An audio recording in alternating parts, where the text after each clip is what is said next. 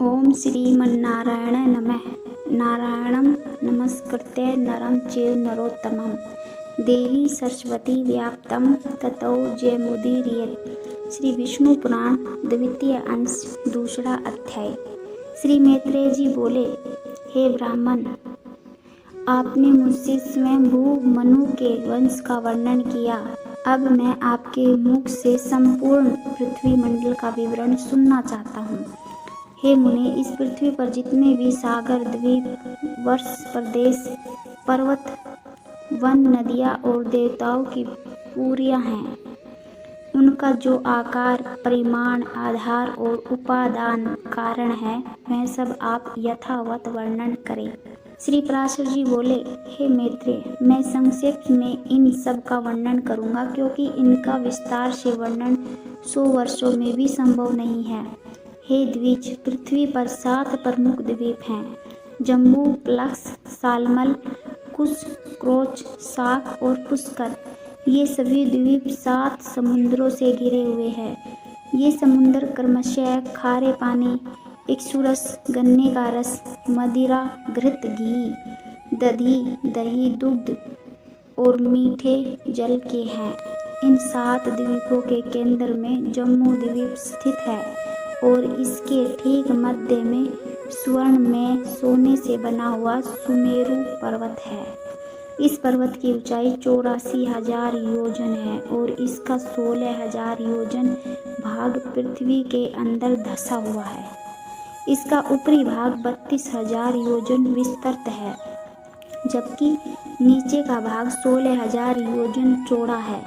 यह पर्वत पृथ्वी रूपी कमल की कर्णिका बीच का भाग के समान स्थित है। इस पर्वत के दक्षिण में हेमवान, हेमकूट और निषाद पर्वत स्थित है, जबकि उत्तर में नील, श्वेत और श्रृंगी पर्वत है। इन पर्वतों में से निषद और नील पर्वत 1-1 लाख योजन तक फैले हुए हैं। हेमकूट और श्वेत पर्वत इनसे 10-10 हजार योजन छोटे हैं, अर्थात 90-90 हजार योजन चौड़े हैं। हेमवान और श्रृंगी पर्वत 80-80 हजार योजन के विस्तार में है। ये सभी पर्वत 2-2 हजार योजन ऊंचे और इतने ही चौड़े हैं। हे द्विज, मेरु पर्वत के दक्षिण में पहला प्रदेश भारतवर्ष है, इसके बाद किमपुरुष वर्ष और तीसरा हरिवर्ष स्थित है। उत्तर दिशा में पहला रम्यक वर्ष, फिर हिरण्यमय वर्ष और उसके बाद उत्तर कुरु वर्ष स्थित है, जो आकार में भारतवर्ष के समान ही है। हे श्रेष्ठ ब्राह्मण, इन सभी प्रदेशों का विस्तार 9-9 हजार योजन है और इन सब के बीच में इलाव्रत वर्ष स्थित है, जिसमें सूर्ण में सुमेरु पर्वत खड़ा हुआ है। हे महाभाग, इलाव्रत वर्ष सुमेरु पर्वत के चारों ओर 9,000 योजन तक फैला हुआ है और इसके चारों ओर 4 पर्वत हैं। ये पर्वत मानो सुमेरु को धारण करने के लिए ईश्वर द्वारा बनाए गए किले हैं। इनमें से मंदराचल पर्वत पूर्व में, गंधमादन पर्वत दक्षिण में, विपुल पर्वत पश्चिम में और सुपार्श्व पर्वत उत्तर में स्थित है। ये सभी पर्वत 10-10 हजार योजन ऊंचे हैं। इन पर्वतों पर विशाल वृक्ष उगे हुए हैं, जो पर्वतों के ध्वजों की तरह प्रतीत होते हैं। इन वृक्षों में पूर्व दिशा में कदम, दक्षिण में जम्बू, पश्चिम में पीपल और उत्तर में वट वृक्ष स्थित हैं। प्रत्येक वृक्ष की ऊंचाई 1100 योजन है। हे महामुने, जम्मू द्वीप का नाम जामुन वृक्ष के कारण पड़ा। यह वृक्ष अत्यंत विशाल है और इसके फल बड़े बड़े हाथियों के समान होते हैं। जब ये फल पर्वतों पर गिरते हैं तो फटकर उनके रस चारों ओर फैल जाते हैं। इन्हीं फलों के रस से वहाँ जम्मू नामक एक प्रसिद्ध नदी बहती है। इस नदी का जल वहाँ के निवासी पीते हैं। इस जल के सेवन से वहाँ के लोगों को पसीना नहीं आता, उनके शरीर से कोई दुर्गंध नहीं निकलती, वे वृद्ध नहीं होते और उनकी इंद्रियां कभी शिथिल नहीं पड़ती। इस नदी के किनारे की मिट्टी जब उस रस में मिलकर मंद मंद वायु से सूखती है तो वह जामुनंद नामक सुवर्ण सोना बन जाती है, जिसे सिद्ध पुरुष आभूषण के रूप में धारण करते हैं। मेरु पर्वत के पूर्व में भद्रा 100 वर्ष और पश्चिम में केतुमाल वर्ष स्थित है। इन दोनों के बीच में इलाव्रत वर्ष स्थित है। इन क्षेत्रों के चारों ओर सुंदर वन स्थित हैं। पूर्व दिशा में चित्ररथ, दक्षिण में दिशा में गंधमादन, पश्चिम दिशा में बेभराज और उत्तर दिशा में नंदनवन। इन वनों के पास ही 4 दिव्य सरोवर स्थित हैं, जिनका जल अत्यंत पवित्र और निर्मल है। ये 4 सरोवर हैं अरुणोद, महाभद्र, असितोद और मानस।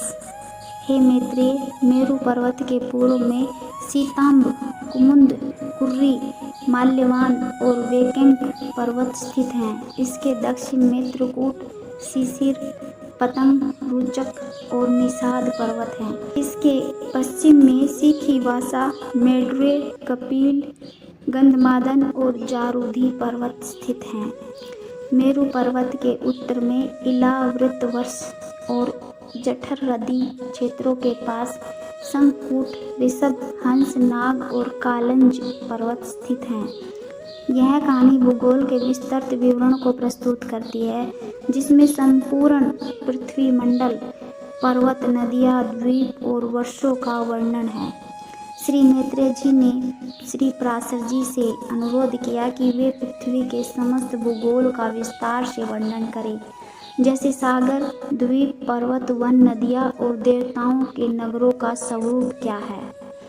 श्री पराशर जी ने कहा कि इस संपूर्ण भूगोल का विस्तार से वर्णन करना 100 वर्षों में भी संभव नहीं है, परंतु वे इसका संक्षेप में वर्णन करेंगे। इस संसार में 7 द्वीप हैं: जम्मू, पलक्ष, सालमल, कुश, क्रौंच, शाक और पुष्कर। इन द्वीपों को 7 प्रकार के समुद्र घेरते हैं: खारे पानी, गन्ने का रस, मदिरा, घी, दही, दूध और मीठे जल के समुद्र। इन सभी द्वीपों के मध्य में जम्मू द्वीप स्थित है। इसके केंद्र में सुमेरु पर्वत है, जो सोने का बना हुआ है। सुमेरु पर्वत की ऊंचाई 84,000 योजन है, जिसमें 16,000 योजन पृथ्वी के भीतर है। इसका ऊपरी विस्तार 32,000 योजन और नीचे का भाग 16,000 योजन चौड़ा है। यह पर्वत पृथ्वी के कमल रूपी आकार का कर्णिका बीज का भाग है। सुमेरु के दक्षिण में 3 पर्वत है: हिमवान, हेमकूट और निषद। इसके उत्तर में भी 3 पर्वत है: नील, श्वेत और श्रृंगी। इन पर्वतों के बीच में कई क्षेत्रीय वर्ष स्थित हैं। भारतवर्ष सुमेरु के दक्षिण में, किम्पुरुष वर्ष भारतवर्ष के उत्तर में, हरिवर्ष किम्पुरुष वर्ष के उत्तर में, रम्य, हिरण्यम्य और उत्तर कुरु सुमेरु के उत्तर में। इनके बीच में इलाव्रत वर्ष है, जिसके चारों ओर 4 विशाल पर्वत है: मंदराचल, गंधमादन, विपुल और सुपार्श्व। सुमेरु के पास जम्मू जामुन नामक विशाल वृक्ष है, जिसके फल बहुत बड़े होते हैं। जब वे गिरते हैं तो उनके रस से एक नदी बनती है, जम्मू नदी। इस नदी का जल पीने वाले लोगों को बुढ़ापा, बीमारी और शरीर की दुर्गंध नहीं होती। इस नदी के जल से मिट्टी मिलकर जामुनद नामक सोना बनती है, जिसे सिद्ध पुरुष आभूषण बनाते हैं। गंगा नदी, जिसे विष्णु पादो भादवा भगवान विष्णु के चरणों से प्रकट कहा जाता है, चंद्रमंडल को पार करके स्वर्गलोक से ब्रह्मपुरी में गिरती है और वहां से 4 धाराओं में विभक्त हो जाती है। सीता नदी पूर्व दिशा में बहती हुई भद्र 100 वर्ष को पार करके समुद्र में मिलती है।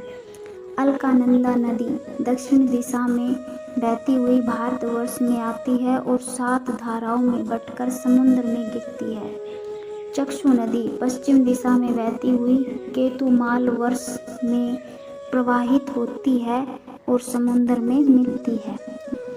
भद्रा नदी उत्तर दिशा में बहती हुई उत्तर कुरु के क्षेत्र को पार करके उत्तरी समुद्र में मिलती है। मेरु पर्वत को 4 दिशाओं में 4 विशाल पर्वत घेरे हुए हैं। पूर्व में सिताम्ब, कुमुद, कुर्री, माल्यवान और वेकंग, दक्षिण में त्रिकूट, शिशिर, पतंग, रोचक और निषाद, पश्चिम में सीखी भाषा, मैड्रुय, कपिल, गंधमादन और जारूदी, उत्तर में शंखकूट, ऋषभ, हंस, नाग और कालंज।